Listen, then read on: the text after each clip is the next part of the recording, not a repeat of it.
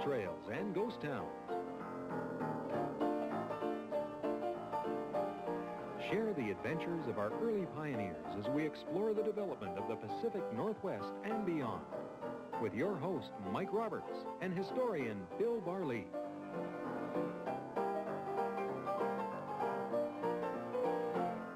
Welcome to Gold Trails and Ghost Towns. I'm Mike Roberts, and with me is Bill Barlee, our storyteller, historian, placer miner in his own right, writer in his own right. And today we're going to a place that had all the promise in the world, and something just didn't pan out. Where are we heading today? Mike, we're heading to the Lillooett district. Not specifically Lillooett, but around the district, east, west, south. We've done the north, we've done the Braylorn country, so now we'll concentrate on Lillooett itself. And when you look at Lillooett, you look at a town that had perhaps the largest promise in the interior of British Columbia at about 1859 or 1860. Never realized its potential. And when we look at that country, you see a lot of names in that district that are still there. Names like Noel and Bryson and Carson and Kane and the Fairs and various other old families that have stayed with that particular town. And we'll be looking through a window in the past today that starts about 1859 and goes up to just after the turn of the century. And we'll be looking at various aspects of Lillooett, all its history, the Indian history, Chinese history, the white history, and so on. Okay, do that. When we come back, Lillooett, which is off the beaten path today, but once was supposed to be right on the main route into the Caribou. That in just a moment.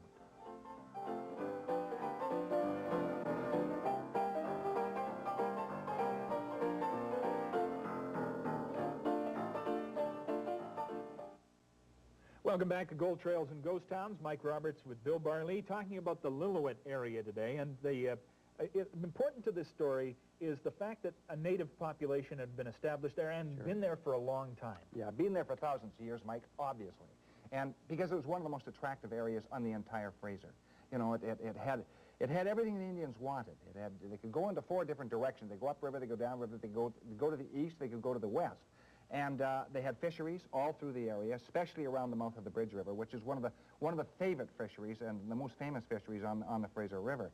And the Indians also were hard-pressed in this particular area. They became defensive-minded. And the reason is logical, Mike, because to the immediate west were the Chilcotin Indians. And they were wild, and they were very tenacious, very treacherous. They were not good neighbors. And to the east, also the Shuswap, very powerful nation who really wanted the fisheries. In fact, for a time, took some of them over. And so the Lillooett Indians really, they resorted to defensive measures. And what they did, one of the first things they did, is they made themselves suits of armor. In other words, a breastplate completely made out of wood, which would deflect an arrow, and was very effective.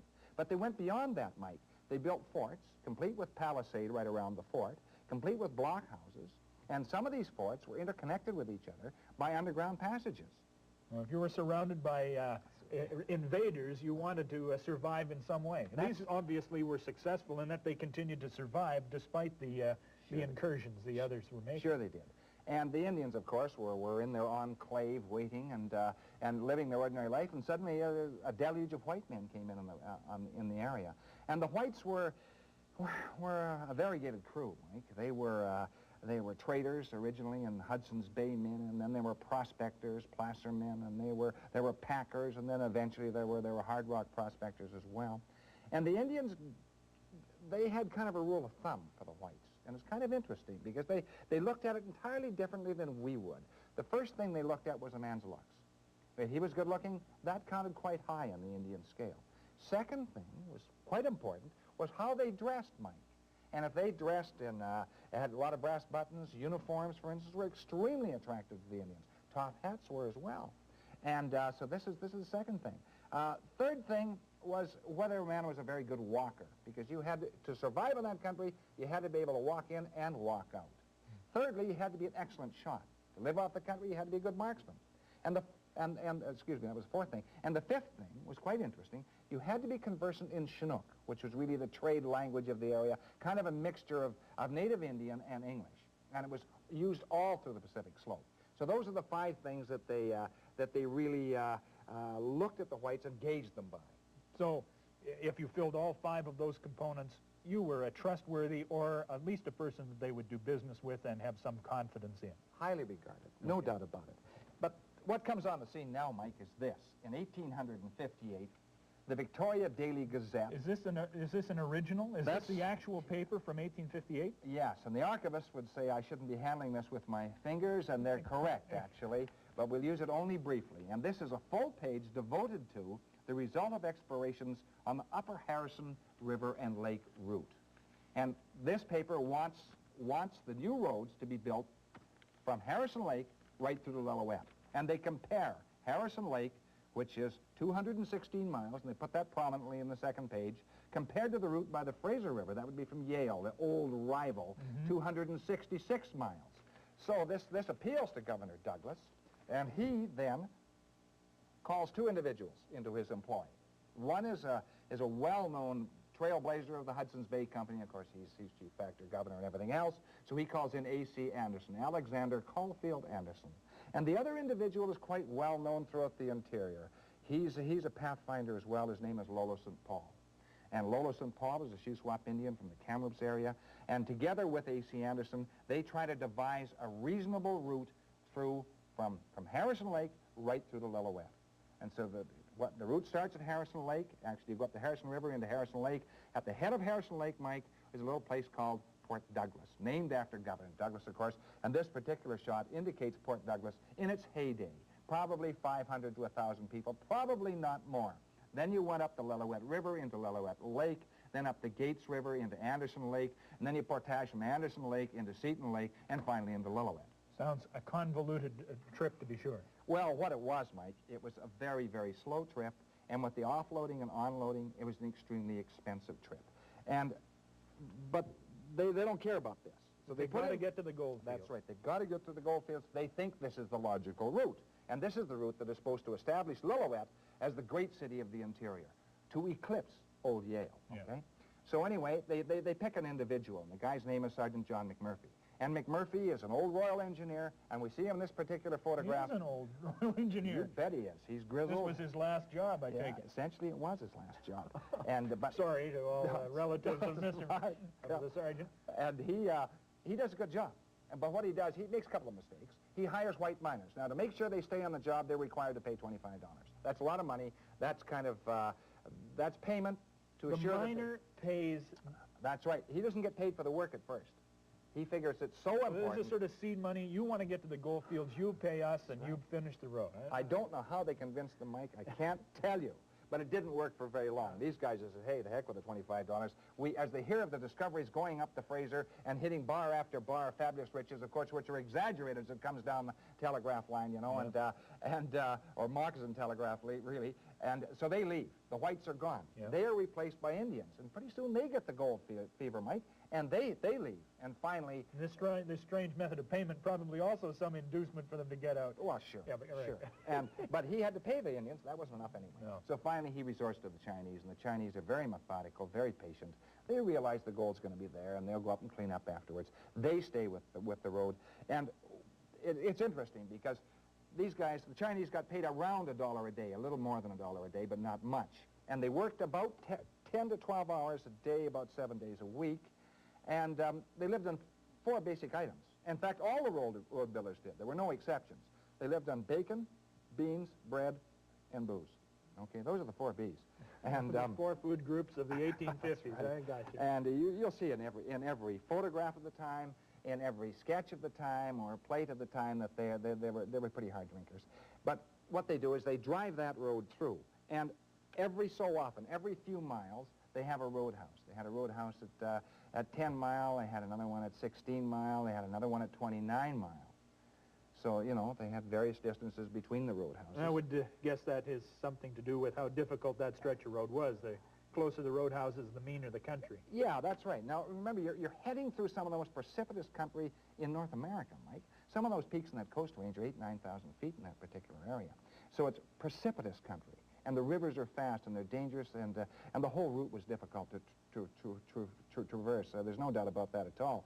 And what happens, of course, is a shock, both to the road builders when they finish about 3 years later, and of course to Sergeant John McMurphy, this is his pet project. This is his crowning glory. The capping of his career, isn't it? And they get to Lillooet, and they find that the route simply will not do. It just will not do. And virtually as soon as they get there, Mike, the route is abandoned. And now they decide to push forward the real Caribou Road from Yale north. So their old nemesis, the old rival, Yale at the mouth of the big canyon, it perseveres in the final analysis. And people assume that Lillooet is now doomed. It's probably going to become ghost town status. Yeah. And so this town that had thrived through 1859, 1816, well into 1861, is suddenly assumed that it will simply disappear off the map of the province of British Columbia. But it doesn't happen, Mike. Strangely enough, Lillooet never achieves that greatness that it was destined for, but it did manage to survive those lean years. All right. Well, we'll find out what the future holds for Lillooet when we come back from this break.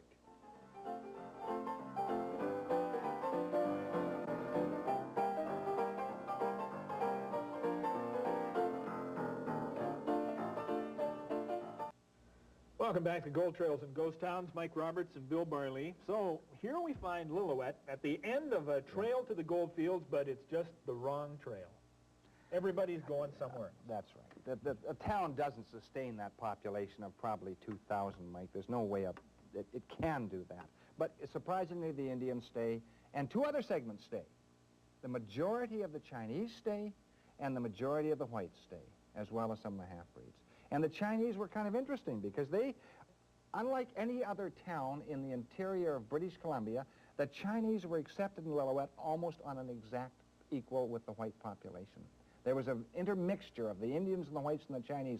For instance, there was an old Chinese merchant who had a really very successful merchant, Wo Hing, and he had a huge store on Main Street, and this is a photo of the store, right on Main Street. This is not Chinatown. There was a Chinatown in Lillooet, but he goes right up on Main Street and deals elbow to elbow with the white merchants on Main Street and does extremely well at the same time. Reminds me of the merchant princes of Victoria slightly. That's an honorable establishment there. Quang Li. But he isn't the only one who succeeds there. The Chinese also branch into other areas of commerce, and some of them become well-known ranchers. Tong Sing, for instance, across the river, is called Old Duck as well, and he was extremely successful rancher. It had sections of land, and those bench lands lend themselves to ranching. Mm-hmm. He drove about 2,000 cattle, Mike. I didn't think the Chinese were allowed to own property until 1948, but that's not the case. No, not the case. They were accepted under certain conditions in the early part of the century, and some of them even had their own brands. So, and certainly around Lillooet, there was great sympathy for the Chinese in the Lillooet area, which says something to me.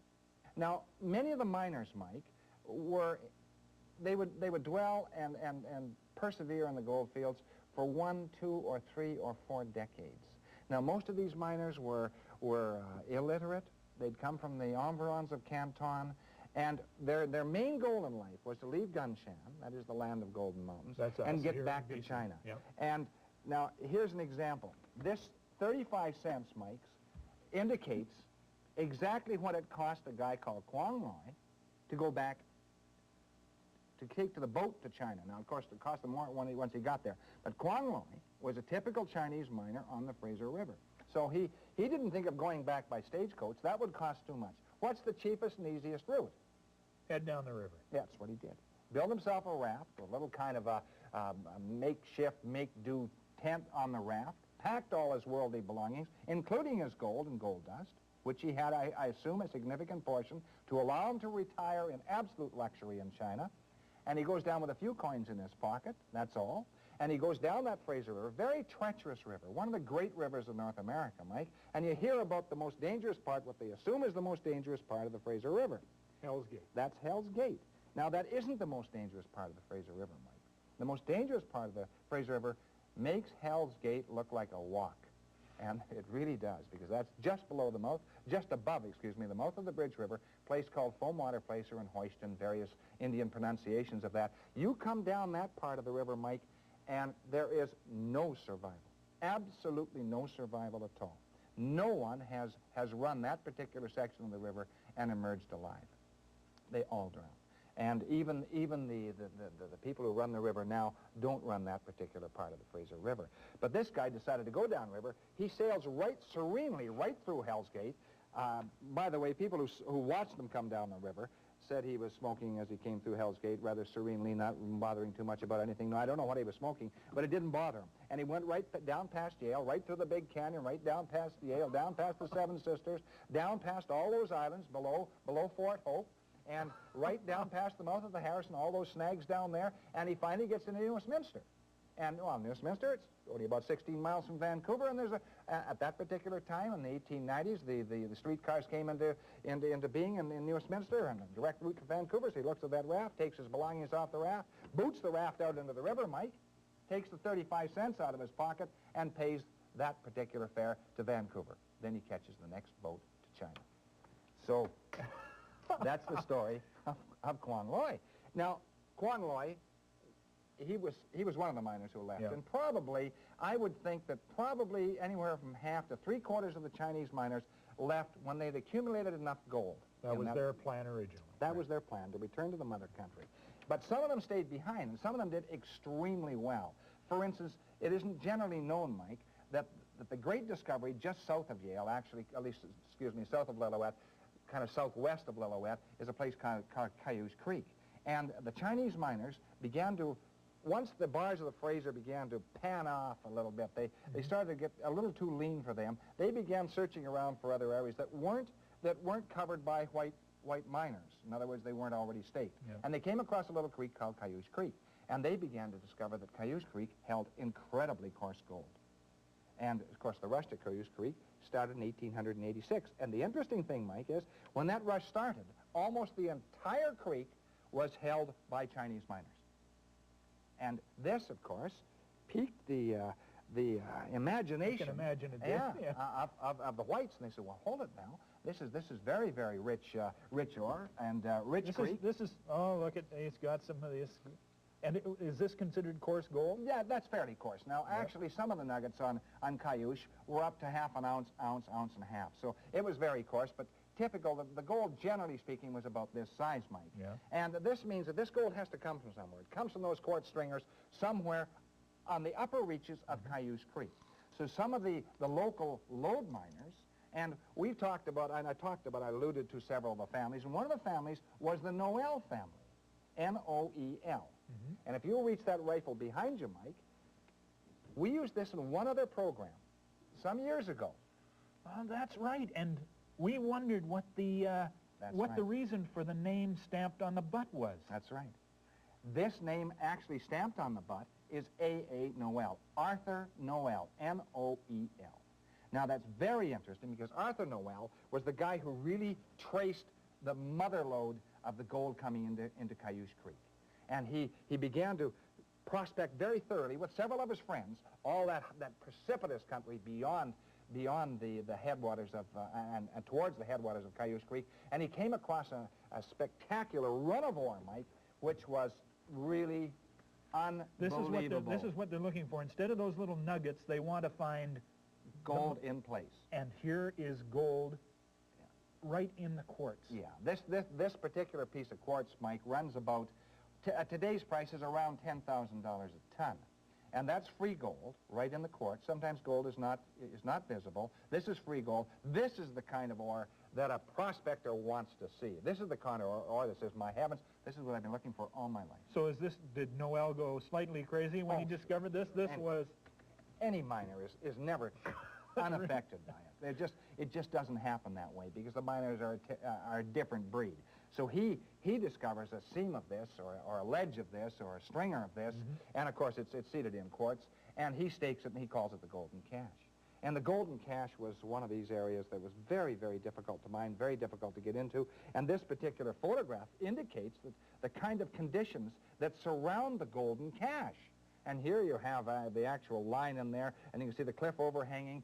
And it was really, on the nature of it, on the initial discovery, you would think that the Golden Cache would be equivalent to the Braylorn or the Pioneer. But you know, Mike, mining is a strange business. Sometimes the showings on the surface will be absolutely unbelievable. The showings certainly on the Golden Cache were better than Braylorn or Pioneer initially, but they didn't seem to go to depth. and they seemed to be too widely separated. So there wasn't a continuous run of that very, very high-grade ore, although the Noel family stayed with it for almost 40 years, selling it, buying back, moving back in there, always hoping that this would be the rainbow. Yeah. Never was the case. Was it enough to have deposited the coarse gold in the creek? Was this, in fact, the mother lode that deposited that placer gold in the creek? Or, I guess this is what drove Noel on. Sure. Now, it had to be bigger than that because there was more placer gold. That's right. And we don't know whether it wiped out all that, the initial amount of ore that sometimes when a creek mines placer gold, Mike, it really mines most of the body of ore, and most of that goes down into the creek. But sometimes that ore crops up in the creek bottom. I found it in that particular case. And this whole area is shot through with all sorts of stories. For instance, that basket, Mike, which is right there. And this is one of the artifacts that is from my collection. And this originally belonged to an Indian called Chief Sam Mitchell. And Chief Sam Mitchell, and I knew him about, I would say 15 years ago, Mike, maybe 20 years ago. And he was an old man then. And he was chief of the Fountain Band. Now, if you know that Lillooet area, Mike, that is one of the most intriguing parts of that particular country as well. And I purchased this off him and some other Indian artifacts and some other things that he was willing to, part with because he knew I would keep it. And he told me several stories of that particular area, Mike. And one of the stories was about the Lost Pavilion Mine. And this particular area is absolutely fascinating because when you look down from the pavilion down into the Fraser Canyon, and you're looking almost straight down, and you can see the old workings where the miners used to work in there, but this is 500 feet above the canyon, above the river itself. It's just absolutely astonishing. And there's a tremendous run of placer gold 500 or 600 feet above the canyon wall. So there still is? You think there still is? It came from somewhere, Mike. It's a high run that came from somewhere, probably across the river, probably to the northwest. Take along your trapeze if you want to work that area. For sure. Pretty difficult stuff. Yeah. And Lillooet to this day is off the beaten track. But if we go back if we were to go back right now, we would find the benches, we would find the river, we would find all of the components that kept people there even after it was no longer going to be the center. Oh, yeah, sure. Even now, you'll see the old hanging tree is still there, and you'll see the old Indian churches are still intact. Really a marvelous area, amazing ambience, Mike.